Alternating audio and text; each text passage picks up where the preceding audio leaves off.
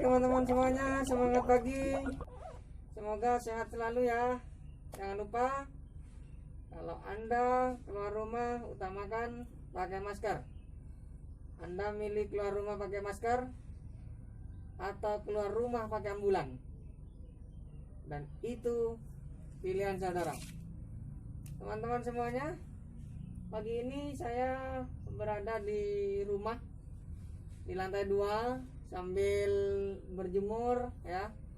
Selepas bersepeda ria, kemudian saya memilih untuk berjemur. Teman-teman semuanya, kita telah memasuki pada pertemuan ke-13.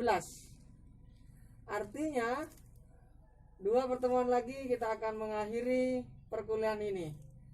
Mudah-mudahan mata kuliah ini selesai sebelum Lebaran tiba, sehingga teman-teman semuanya bisa fokus pada menghadapi hari kemenangan, yakni Idul Fitri. Assalamualaikum warahmatullahi wabarakatuh. Salam sejahtera, salam, Om Swastiastu, Namo Buddhaya, salam kebajikan.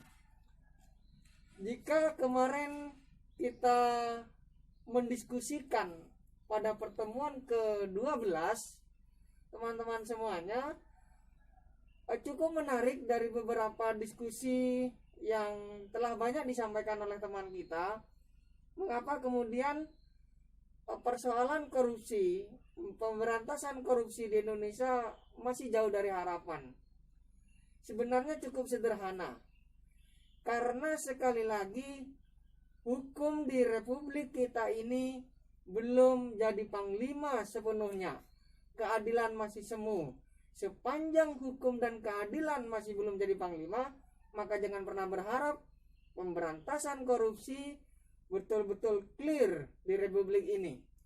Untuk itulah kita sebagai generasi hari ini adalah generasi masa depan, generasi yang akan datang. Maka saudara juga harus membangun sensitivitas sosial, membangun responsibility sosial. Bagaimana menyikapi, bagaimana melihat persoalan korupsi ini adalah persoalan kita bersama, bukan sekedar urusan pemerintah, bukan sekedar urusan presiden, apalagi sekedar berpangku tangan pada KPK. Teman-teman semuanya, korupsi seperti yang saya jelaskan di minggu lalu merupakan perbuatan curang, tidak jujur, kemudian busuk, kemudian jauh dari nilai-nilai kesucian, termasuk persoalan perselingkuhan. Maka orang yang berselingkuh itu layak menyandang koruptor karena perbuatan dia bejat, perbuatan dia telah melanggar apa yang disebut dengan etika dan norma.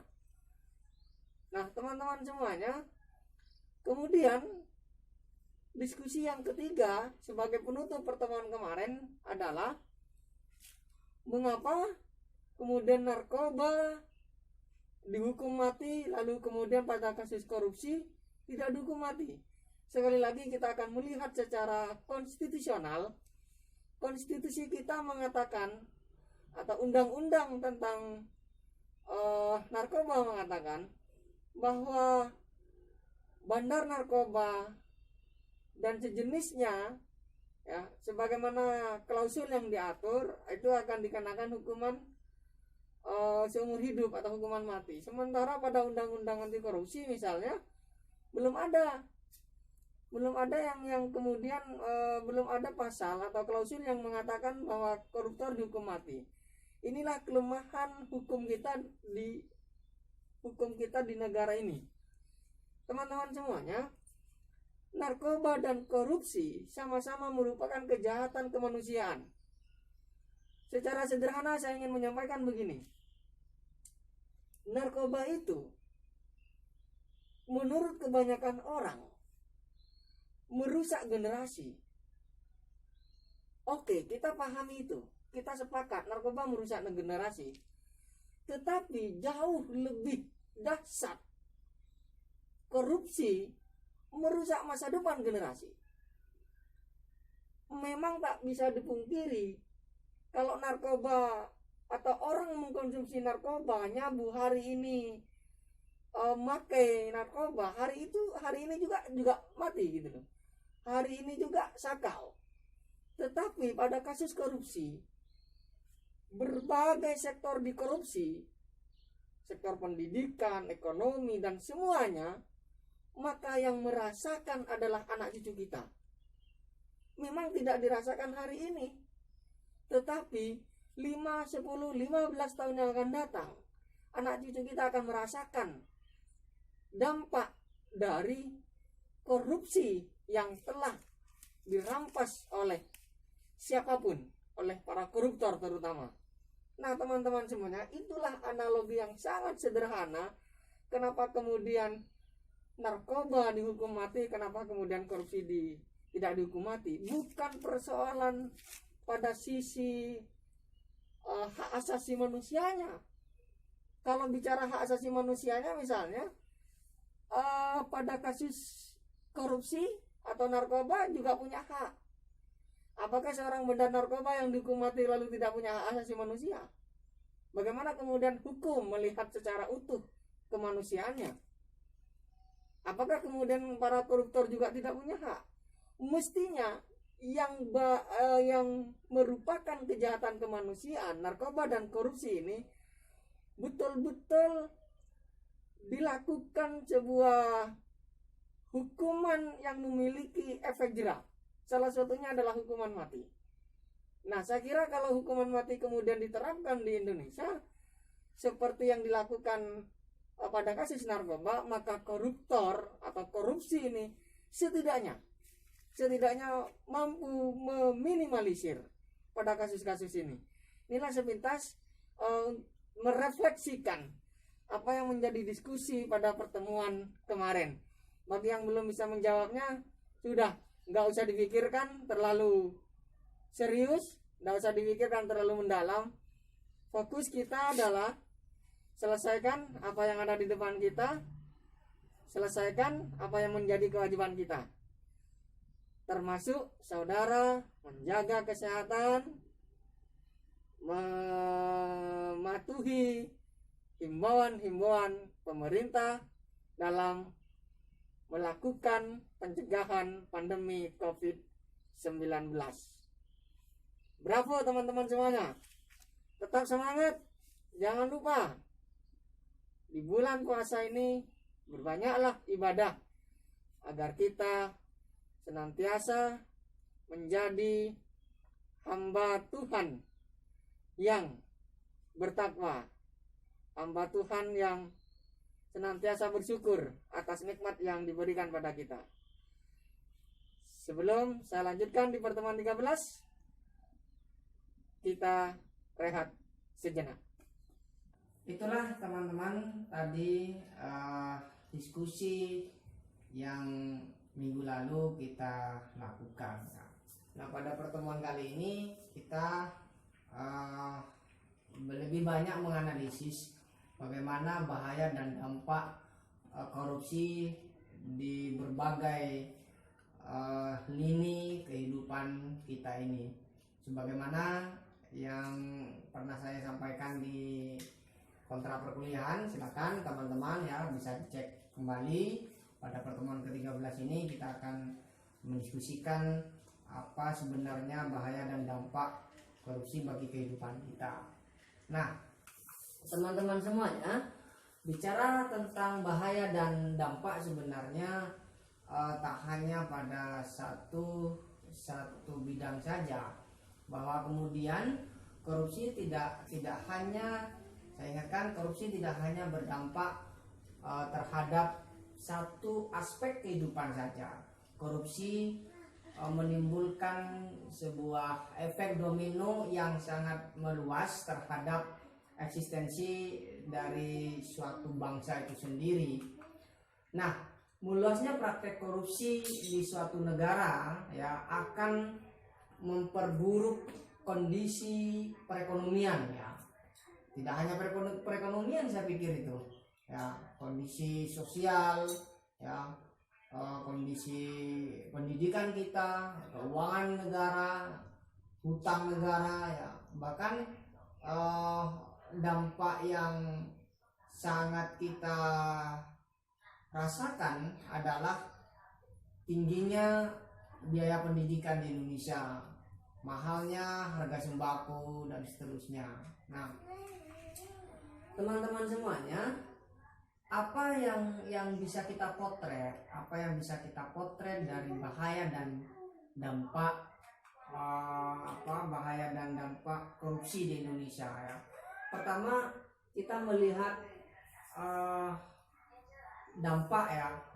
Kalau kita melihat dampak secara komprehensif, maka kita akan melihat akibat dari korupsi itu dampaknya terhadap ekonomi, ya.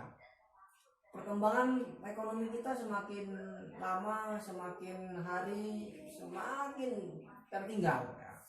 Kita akan melihat itu, dan saudara bisa melihat dari beberapa pemberitaan akhir-akhir ini, termasuk dampak dampak corona, ya. Dampak adanya corona ini kan berakibatkan pada stabilitas perekonomian kita. Kemudian yang kedua adalah dampak sosial dan kemiskinan, ya. Kesenjangan sosial semakin menganga, ya. Kemiskinan semakin tinggi, ya. Belum ada perubahan yang signifikan terhadap pengentasan kemiskinan ini, dan semua itu adalah akibat korupsi, ya. Ya, kita melihat semua yang dilakukan oleh para koruptor itu hampir menyentuh berbagai elemen, ya. Nggak hanya bidang pendidikan, ya, pajak pun dikorupsi, ya. Dan jangan mungkin jalan tol yang begitu megah ini juga syarat dengan korupsi. Hanya saja belum terbongkar siapa dalang dibalik semua itu. Bahkan disinyalir kemudian anggaran untuk pencegahan COVID-19 ini juga sedang dipantau oleh KPK. Bahkan KPK tidak segan-segan menyampaikan siapapun yang korupsi dana pencegahan COVID-19 akan dihukum mati. Nah, bagi saya tidak hanya karena penyalahgunaan anggaran COVID-19, ya, tetapi kemudian yang berani memakan uang negara, berani makan uang rakyat, ya harus timpal. Saya kira ini kejahatan yang perlahan membunuhnya. Beda dengan narkoba yang saya sampaikan. Kalau narkoba hari ini pakai narkoba, hari ini sakau, hari ini mati, ya. Sementara kalau korupsi, ya hari ini korupsi, memang hari ini juga tidak dirasakan, tetapi kemudian anak cucu kita 15-10 tahun yang akan datang, ya bahkan 20 tahun yang akan datang, nah itu yang kemudian merasakan dampaknya. Maka dampak yang lain adalah soal birokrasi pemerintahan, ya. Birokrasi pemerintahan yang ribet, yang tidak efektif dan efisien. Lagi-lagi ini adalah anggaran yang senantiasa atau kerap kali dikorupsi oleh oknum yang tidak bertanggung jawab. Kemudian ada dampak politik, ya. Dampak politik dan demokrasi. Kos politik tinggi, ya. Kos politik tinggi. Ya, kita bisa melihat ketika pesta demokrasi dimulai, ya, berapa kos politik yang harus dikeluarkan oleh setiap calon kepala daerah, berapa M yang harus dikeluarkan oleh setiap calon anggota dewan misalnya. Nah, ini lagi-lagi kos politik yang cukup tinggi karena, ya, di negara yang demokrasi seperti Indonesia ini tingkat korupsinya semakin tinggi, ya. Kemudian dampak yang lainnya adalah penegakan hukum, ya. Penegakan hukum tadi yang seperti yang di awal saya sampaikan. Penegakan hukum di Indonesia masih lemah, ya. Hukum belum bisa menjadi panglima, sementara keadilan yang diharapkan oleh rakyat kebanyakan adalah bagaimana pemerintah atau hukum ini bisa menegakkan keadilan seadil-adilnya. Kita melihat, ya, hukum ini tajam ke bawah, tumpul ke atas, ya.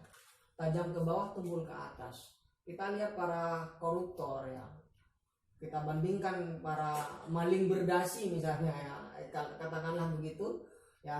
Kita lihat maling berdasi dengan maling tidak berdasi tentu berbeda. Padahal dalam undang-undang ya, yang mengatur pada hukuman pidana itu belum bisa diharapkan. Sehingga persoalannya adalah bukan persoalan pada manusianya bagi saya, tapi persoalannya ada pada undang-undang, ada pada hukum. Tidak, artinya apa? Undang-undang belum tegas mengatakan bahwa, gitu kan, setiap penyalahgunaan wewenang, suap menyuap dan seterusnya, ini masih tidak setimpal dengan maling ayam, ya, dengan maling sandal di masjid, gitu kan. Ya, tentu berbeda dengan teman-teman yang biasanya menjadi maling perasaan ya, atau mencuri hati ya. Nah, terlepas daripada itu, kemudian ada dampak yang berikutnya adalah pertahanan dan keamanan ya. Pertahanan dan keamanan artinya apa? Ketika korupsi ini terus merajalela, maka pertahanan dan keamanan lemah. Tak sedikit kemudian ya beberapa aset negara dijual, ya kan? Ya, beberapa pulau ya, dulu ada pulau Pulau Ligitan dan Sipadang itu yang dijual oleh pemerintah waktu itu ya. Kemudian yang baru-baru ini kapal yang di Kepulauan Natuna itu juga demikian. Ini sebenarnya apakah anggaran pertahanan dan keamanan ini minim, atau memang ya perhatian pemerintah terhadap pertahanan dan keamanan ini lemah sehingga mengakibatkan anggaran tidak support ya, tidak maksimal ya. Kemudian ada pula yang berdampak pada kerusakan lingkungan ya, hutan terbakar dan seterusnya. Nah, semua itu sebenarnya akibat ulah oknum-oknum yang rakus ya, oknum-oknum yang bejat, oknum-oknum yang busuk, yang tidak memperhatikan kepentingan rakyat kebanyakan.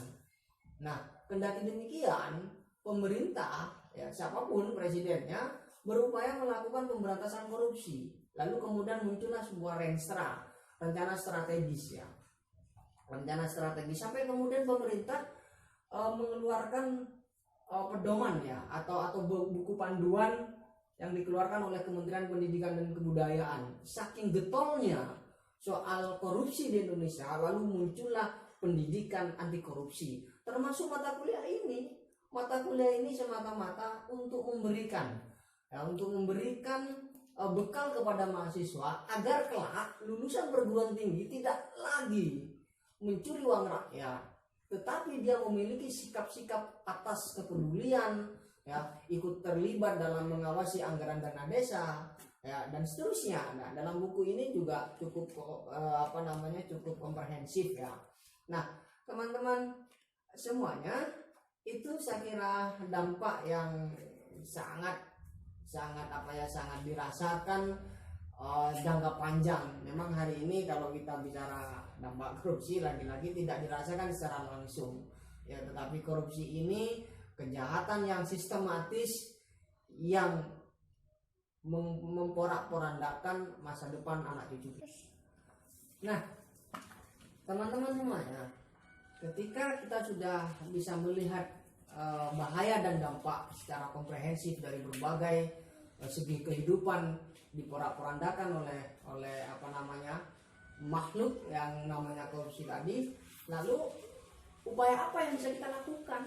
Upaya apa yang bisa dilakukan oleh pemerintah? Upaya apa yang bisa dilakukan oleh KPK?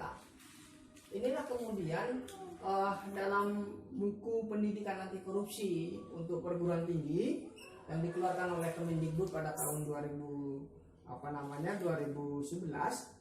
ada beberapa upaya yang dilakukan oleh pemerintah ya. Yang pertama ada yang disebut dengan jalur internal ya. Jalur internal ya, ini kebijakan penerapan hukuman pidana tadi ya, berdasarkan KUHP-nya, berdasarkan undang-undangnya. Kemudian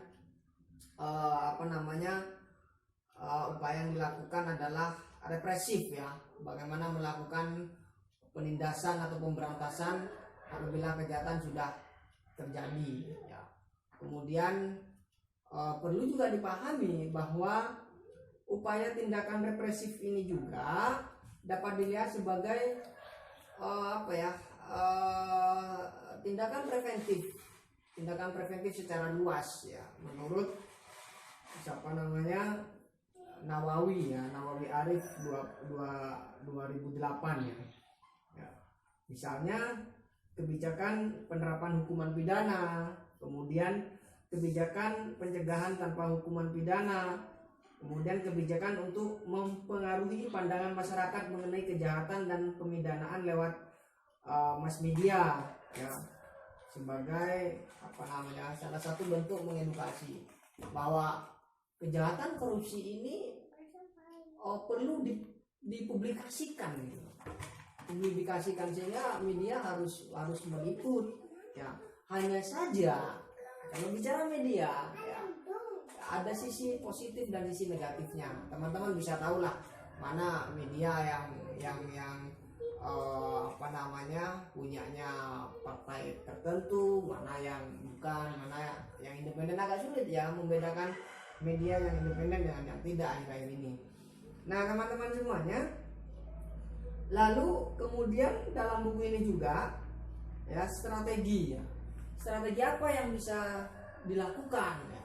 Kalau tadi upaya penanggulangan kejahatan korupsi kan ada jalur internal, ada jalur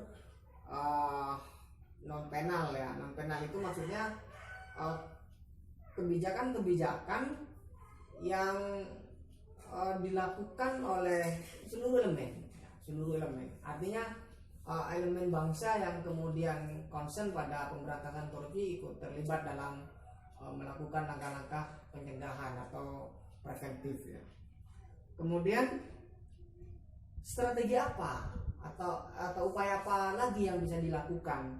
Misalnya dalam bukunya yang di panduan ini yang dikeluarkan oleh Kemendikbud ya, pada halaman 93 misalnya perlu pembentukan lembaga anti korupsi. Dan saya pikir dalam konteks ini pemerintah telah berupaya membentuk KPK ya, dari perjalanan KPK mulai zaman Soekarno ya, istilah dulu bukan KPK ya, kemudian sampai hari ini ya KPK. Apakah KPK ini sudah maksimal dalam pemberantasan korupsi? Nah, teman-teman semuanya, apakah KPK telah maksimal dalam pemberantasan korupsi pada hari ini? Ya, sementara yang bisa kita lihat, korupsi terus semakin hari semakin merajalela. Ya, mudah-mudahan setelah adanya COVID-19 ini tidak ada orang atau tidak ada yang kemudian terjerat kasus korupsi karena penyalahgunaan anggaran pencegahan COVID-19 ya. Kemudian yang kedua adalah pencegahan korupsi di sektor publik ya. Strategi yang dilakukan sektor publik itu apa saja ya. Sektor publik itu ya beririsan dengan layanan publik ya, seperti yang saya sampaikan sebelumnya, yang rawan korupsi adalah barang dan jasa, sehingga pengadaan EKTP ya, pajak dan seterusnya itu juga menjadi lumbung para koruptor ya. Maka dalam konteks ini ya sebenarnya pencegahan korupsi itu perlu ya, di sektor publik itu perlu digalakkan kembali ya. Teman-teman semuanya, yang berikutnya adalah pencegahan sosial dan pemberdayaan masyarakat ya. Anggaran-anggaran bantuan-bantuan sosial itu juga perlu ya. Maka dalam konteks ini strategi yang bisa kita lakukan adalah pencegahan sosial dari bantuan-bantuan sosial itu betul-betul diawasi ya. Siapapun boleh mengawasi, siapapun bisa melaporkan ketika ada indikasi penyalahgunaan wewenang itu. Strategi atau upaya pemberantasan korupsi tadi, yang pertama misalnya pembentukan lembaga anti korupsi, lalu yang kedua adalah bagaimana pencegahan korupsi itu juga di sektor publik. Maka yang ketiga adalah pencegahan pada sektor sosial dan pemberdayaan masyarakat ya. Nah ini cukup rawan karena bicara tentang pencegahan sosial dan pemberdayaan masyarakat anggarannya cukup besar ya. Tak sedikit kemudian beberapa kasus ya, misalnya ada dosen di perguruan tinggi ya 2 tahun yang lalu kalau nggak salah, itu juga korupsi tentang anggaran pemberdayaan masyarakat ya, hibah-hibah yang didapatkan ternyata akuntabilitas laporannya juga masih terjadi penyelewengan ya. Kemudian pada faktor pada bidang sosial ya banyak bantuan sosial yang dikeluarkan oleh pemerintah kemudian disalahgunakan oleh oknum yang tidak bertanggung jawab ya. Nah, selain itu pula upaya yang berikutnya adalah masih dalam bukunya buku pendidikan anti korupsi yang dikeluarkan oleh Kemendikbud, yaitu pengembangan dan pembuatan instrumen hukum yang mendukung pencegahan dan pemberantasan korupsi. Instrumen hukum dalam rangka pemberantasan korupsi pun juga tidak belum sepenuhnya menjadi instrumen yang betul-betul kredibel ya, betul-betul memiliki efek jera ya. Namun setidaknya upaya ini terus dilakukan oleh KPK. Kalau di luar KPK misalnya seperti LSM, ada ICW ya, Indonesian Corruption Watch. Kalau di Malang ada MCW ya, Malang Corruption Watch, yang ikut andil dalam mengawasi anggaran-anggaran negara ya, yang kemudian disebar dari berbagai sektor tadi ya. Kemudian upaya apa yang kemudian dilakukan, yakni MONEV ya, monitoring dan evaluasi ya, memonitoring dan mengevaluasi anggaran-anggaran yang dikeluarkan oleh negara.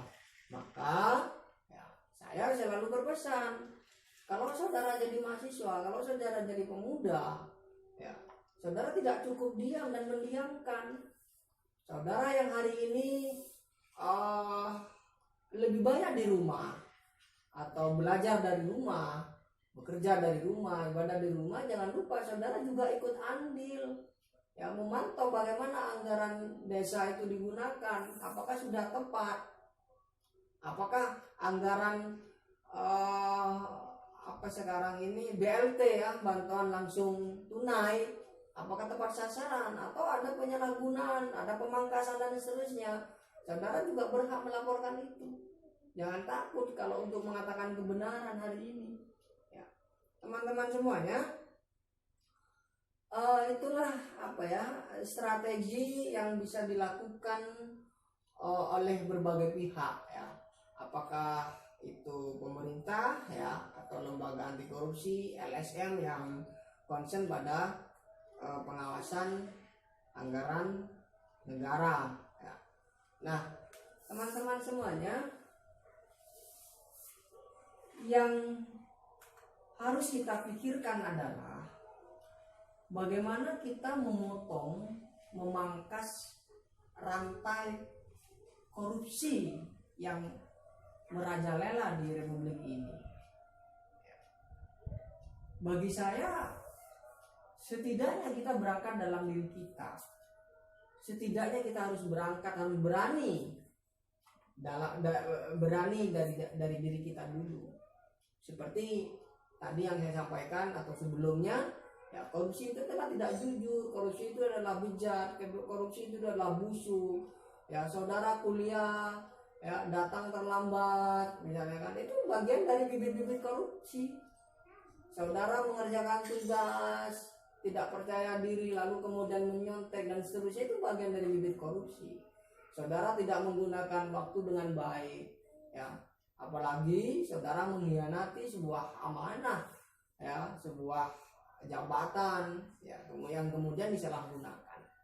Maka mumpung saudara punya kesempatan yang luar biasa selama menjadi mahasiswa, ayo refleksikan situasi ini. Jangan-jangan ya, kita ini mungkin termasuk saya barangkali sudah pernah melakukan korupsi sejak lahir gitu.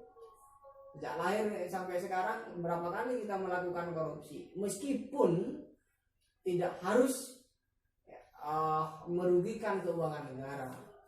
Nah, itu pengantar pada pertemuan kali ini ya. Ini sekedar pengantar, kita lebih banyak mendiskusikan di grup WA ya seperti biasanya ya. Lebih-lebih diskusi yang apa ya, yang cair ya, diskusi yang renyah, sangat mengantarkan penguatan hasanah keilmuan kita. Apapun jurusan saudara, apapun bidang program studi yang saudara ambil, saya kira sikap anti korupsi harus dimiliki setiap generasi.